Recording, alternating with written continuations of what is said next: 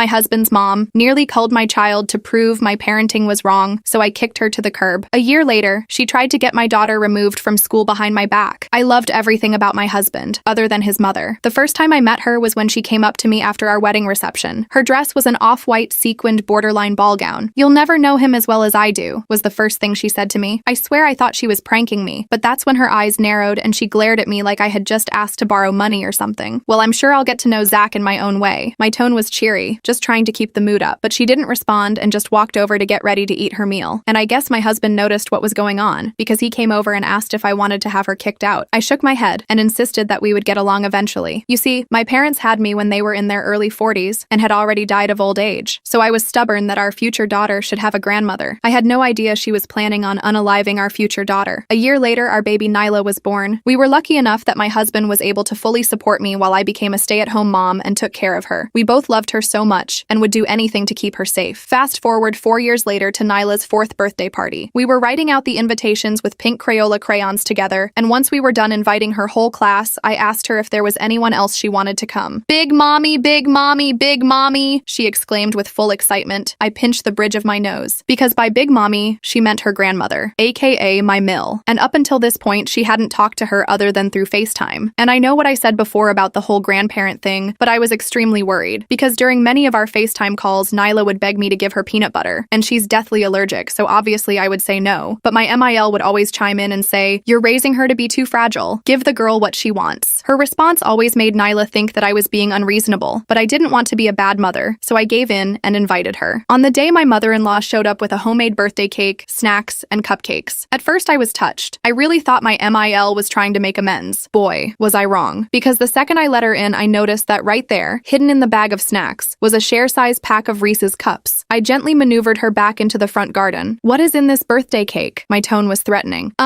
Just like, vanilla." I grabbed it from her and smelled it. Yep, it was peanut butter. "You can either leave all your BS in the car and come inside without it, or drive home." She tried to push past me, thinking I wasn't serious, but I shoved her away. Eventually, she retreated to her car and returned empty-handed. I would have told my husband about it, but the last thing I wanted was for the day to become about my mother-in-law instead of Nyla, so I settled for keeping a close eye on her while making sure she enjoyed the party. The rest of the party was pretty smooth sailing. Pink wrapping paper covered the floor, kids bought music playing, party hats, you know the drill. It wasn't until the end that my mother-in-law burned my entire life to the ground, because that's when Nyla started crying. TBH, at first I thought she just wanted attention, so I let all her friends hug her and ask if she was okay. But after just 30 seconds, she was coughing hard, like really hard. The skin turned red, and she was scratching at her throat. "Sarah," my name. "What did you do?" My mother-in-law screamed like a banshee. I completely ignored her and just focused on dialing 911 with tears in my eyes. Luckily, the paramedics were able to give her a full recovery, because the cause was simple. Someone had given Nyla peanuts. The entire class of moms stared at me while the paramedics interrogated me about whether or not I was neglectful. In the end, they concluded I was a good mom, and they left us alone. But it was still enough to plant the seed that I was unfit to parent. That night, my husband and I were removed from the parent group chat on WhatsApp. My phone was bombarded with texts from parents informing me that they didn't want their child anywhere near my home. It was so overwhelming that I spent the entire night crying into my husband's arms. I really felt like I had let Nyla down. My husband blocked his mom on everything and promised we would never see her again. This calmed me down, but not for long, because the next morning we woke up to a knock at the door. It was CPS. The social worker had tattoos covering her arms, and her face was filled to the brim with Botox. She didn't even say anything, just shoved past me and started opening all of my cupboards. "OMG, what the actual F is this?" she screamed when she spotted a jar of peanut butter. It was at the very top, somewhere Nyla wouldn't be able to reach. "Sarah was right. Your child is better off with her." I buried my face in my hands. "It's my husband's. It's kept where Nyla can't reach it, and I never touch it without washing my hands thoroughly afterward," I explained, trying to keep my voice steady. She raised an eyebrow and wrote something down. "And yet your daughter had an allergic reaction yesterday?" "Yes, at her birthday party. We believe someone gave her something with peanuts in it." "Someone? Or you?" she asked, her pen hovering over the paper. I felt my blood pressure rising. I would never give my daughter something that could cull her. She spent another 20 minutes looking through our medicine cabinet, checking expiration dates on everything, and even opening our washing machine to inspect it. She kept making these judgmental little noises under her breath, clicking her tongue and sighing dramatically. "Is this how you normally keep your home?" she asked, pointing to a single toy on the living room floor, a small stuffed unicorn that Nyla loved to carry everywhere. "Yes, we let our daughter play with her toys," I replied, trying to keep my voice steady, though I could feel my nails digging into my palms. She wrote something down with a dramatic sigh. Finally, she handed me a card with her contact information. information. The edges slightly bent. I'll be filing my report. We'll be in touch about next steps. In the meantime, I suggest you think hard about whether this environment is really suitable for a child with special medical needs. After she left, I called Zach at work. He came home immediately, his tie loosened and his face pale with worry, and we sat down to figure out what was happening. We realized his mother must have called CPS using her own name to make it seem like a concerned third party was reporting us. She's trying to take Nyla from us, I said, my voice breaking. Over my dead body, Zach replied, pulling out his phone to call a lawyer, his knuckles white as he gripped the device. That night, we couldn't sleep. We kept checking on Nyla, making sure she was breathing okay after the allergic reaction. I kept replaying the birthday party in my head, trying to figure out when someone could have given her peanuts. The only person with access to peanut products was my mother-in-law. The next day, I got a text from one of the moms who had been at the party. Just wanted to let you know, I saw your MIL giving Nyla something from her purse when you were cutting the cake. Thought you should know. My hands started shaking so bad I dropped my phone. She had actually done it. She had deliberately given Nyla something with peanuts in it, knowing it could cull her. What kind of monster does that to their own granddaughter? I showed Zach the text, and he went completely white. She could have culled her, he whispered. My own mother could have culled our daughter. We spent the rest of the day documenting everything. The texts from the other mom, the CPS visit, the history of my mother-in-law's comments about Nyla's allergy. We took photos of how we stored the peanut butter safely, and I even recorded a video explaining our allergy protocols. Zach called our lawyer again, who advised us to gather as much evidence as possible, but I had this sinking feeling in my stomach. This wasn't over. This was just the beginning of whatever twisted plan my mother-in-law had cooked up, and somehow, she had managed to turn everyone against us in the process. As I looked at Nyla sleeping peacefully that night, her small chest rising and falling, I made a silent promise that I would protect her at all costs, even if it meant fighting the whole world. I woke up the next morning with my eyes swollen from crying. Zach had already gotten up and was making breakfast for Nyla. I could hear her giggling in the kitchen as he pretended to be a robot flipping pancakes. For a moment, everything felt normal. Then I remembered the CPS visit and my stomach dropped. We need a plan, I said to Zach once Nyla was distracted with her favorite cartoon. Your mom is trying to take our daughter. Zach nodded, his jaw tight. I called the lawyer again this morning. He says we need to document everything and file a formal complaint about that CPS worker. Her investigation was completely unprofessional. I agreed and spent the morning writing down everything I could remember about the visit, the way she pushed past me without introducing herself properly, how she ignored all the safety measures we had in place, the snide comments about my housekeeping. When I finished, I had 3 pages of notes. That afternoon, Zach filed a complaint about the CPS worker's behavior. The person on the phone sounded bored and told us they'd look into it. I didn't have much hope anything would come of it. We need to be proactive, I told Zach that night after we put Nyla to bed. I don't trust that CPS worker, and I definitely don't trust your mom. The next day, I ordered security cameras for inside our house. Nothing creepy, just one for the living room, kitchen, and Nyla's playroom. I wanted documentation of how we actually parented, not whatever twisted version Linda was telling people. I also started keeping a detailed log of everything we did with Nyla, what she ate, activities we did, who she talked to. It felt paranoid, but I needed to have proof we were good parents if things escalated. 3 days after the CPS visit, I took Nyla to preschool. The teacher, Miss Amber, who usually greeted us with a warm smile, barely looked at me. When I tried to chat with another mom I was friendly with, she suddenly remembered she had to make a phone call. Mommy, why is everyone being weird? Nyla asked, her big brown eyes looking up at me. I knelt down and straightened her little backpack. Sometimes grown-ups just have a lot on their minds, sweetie. When I picked her up that afternoon, Miss Amber handed me a note. This was in Nyla's cubby. I didn't see who left it. The note was typed on plain white paper. Real moms protect their kids.